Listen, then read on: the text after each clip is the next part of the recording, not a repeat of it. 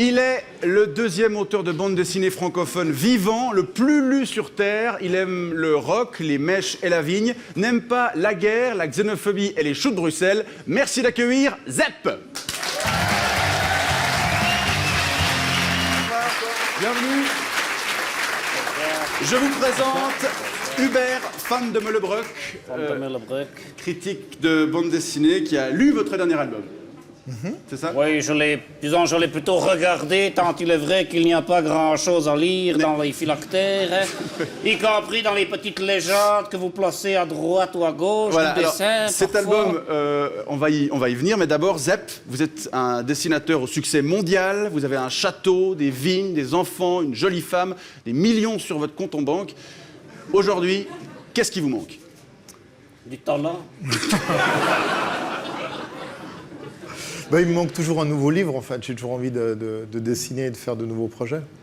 Vous êtes déjà maintenant en train de penser au suivant? Ah, je suis plus en train plus que d'y penser. Je travaille dessus. Il y a un livre qui sort dans un mois, il y en a un qui sort au mois d'avril. Enfin, voilà, il y a toujours des projets en cours. L'usine marche à plein. Alors, votre dernier album est sorti le 21 octobre. Le voilà. Quel est son titre? What a Wonderful World. Comment? Vous arrivez à le dire plus vite? What a Wonderful World. Très bien. C'est un recueil de dessins que vous avez d'abord publié sur le site du journal Le Monde. Ça c'est typique, hein. D'abord, quand on s'appelle Zop, eh bien, on peut publier des dessins à vil prix ou plutôt l'inverse, à non vil prix sur Le Monde. Et après, on fait encore de la thune avec un livre. Hein. La machine à couilles à or tourne à plein, je vois, n'est-ce pas? C'est vrai, bon, il y a quelques inédits quand même, non? Oui, ce sont les pages du blog, plus une vingtaine de pages inédites. Ouais. Donc vous êtes payé sur Le Monde, et puis payé par Delcourt, payé 3 fois, et vous allez encore faire quoi, des pins? Calmez-vous, calmez-vous. Mais ça y est. Non, mais ça m'intéresse d'avoir la réponse. Calmez-vous. J'ai des questions. Est-ce qu'on m'a invité pour que je pose des questions, ou est-ce qu'on m'a invité pour que je ne pose pas de questions? Si, lorsque je vous donne la parole. Ça y est, Zep. C'est vrai que depuis Johan et Pierre-Louis, ça a un petit peu changé. J'adorais Johan et Pierre-Louis, je trouve. Moi aussi. Quelle belle aventure! Mais à l'époque, la bande dessinée paraissait dans la presse, et aujourd'hui, comme la presse publie plus tellement de bande dessinée, notamment les blogs, le monde.fr. le monde.fr, les blogs permettent d'avoir ce rapport que la bande dessinée avait avec le public avant. Mais alors ça y est, vous êtes devenu un dessinateur de presse? Non, je suis un dessinateur et je dessine sur un support de presse, mais je ne suis pas un dessinateur de presse comme Mix ou Chapat qui réagit vraiment à l'actualité. Mix ou Chapat? Comme Jacques Faisan ou Bellus. Mais pourquoi vous ne voulez pas faire des dessins de presse? Vous avez peur de trop donner votre avis? C'est un autre métier, vraiment. C'est un métier qui a une approche plus journalistique de l'actu. Moi, j'aime bien raconter une histoire. De la manière dont l'actu vient me toucher dans mon quotidien, mais je ne suis pas un commentateur politique ni un journaliste. Pourtant, il y en a. Hein. Vous savez, si je peux me permettre l'avis de M. Zap sur Le Monde, hein, cet avis de bobo bien pensant qui est contre la guerre, pour les migrants, pour la paix. Mais quelle audace, quel courage, hein. On s'en passe. C'est des thématiques qu'on peut retrouver aussi dans votre... Tout à fait, ouais. Alors, il y a des thématiques directement liées à l'actu, et des fois, c'est des histoires de slip, quoi. Par exemple, vous êtes contre les attentats de Charlie Hebdo, par exemple. Je suis assez contre, ouais. Contre la guerre. Comme beaucoup de monde, monsieur Van de Meulebrock. C'était précisément mon propos. Ok. Mais montrer à quel point c'était mainstream. Non, mais vous avez l'impression de faire du dessin social? Ou politique, quand même? Vous espérez semer des graines dans l'esprit des gens? Ouais, je pense, ouais. Enfin, pour moi, s'il y a un aspect éducatif de mon travail, c'est d'apprendre à rire de soi-même.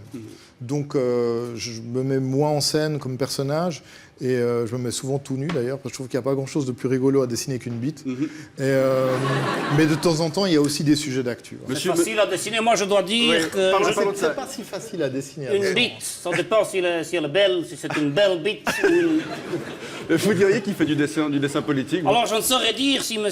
Zup fait du dessin politique ou du dessin social. Je dirais plutôt qu'il fait du dessin psychologisant. Hein. Ouais. Vous savez, comme ces humoristes qui font maintenant du stand-up et qui racontent leur vie. J'ai noté ici sur ma feuille les thèmes qu'il aborde dans ce livre, hein, les selfies, les poils du pubis dans les toilettes, la peur de vieillir, la peur de perdre ses cheveux ou la peur de perdre sa vue, hein, les nichons de votre gonzesse, votre penny qui apparaît à une page sur 3. Ce livre est une démonstration de narcissisme abject, dirais-je. Il n'y a pas que mon penny.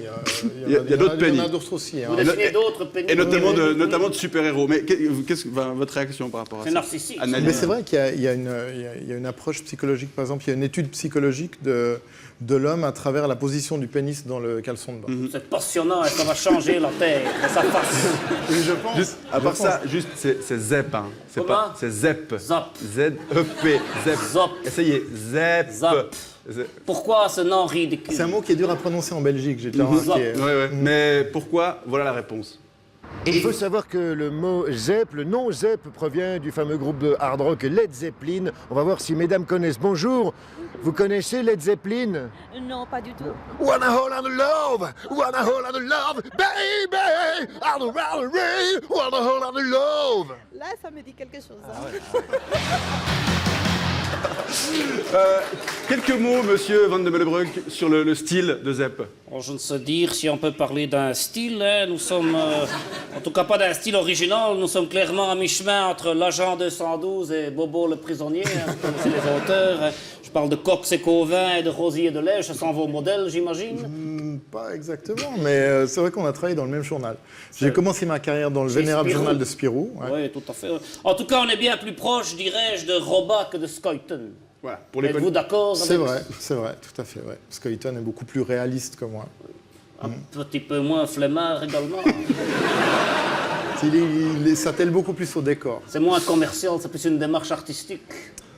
Je sais pas, c'est moins commercial de dessiner des décors. Parce que Ça prend plus de temps. Ça prend hein. plus on, de peut temps, moins, bien on, sûr. peut, on peut moins attribuer de temps à faire des dessins animés de merde. Donc je pense que sur un blog,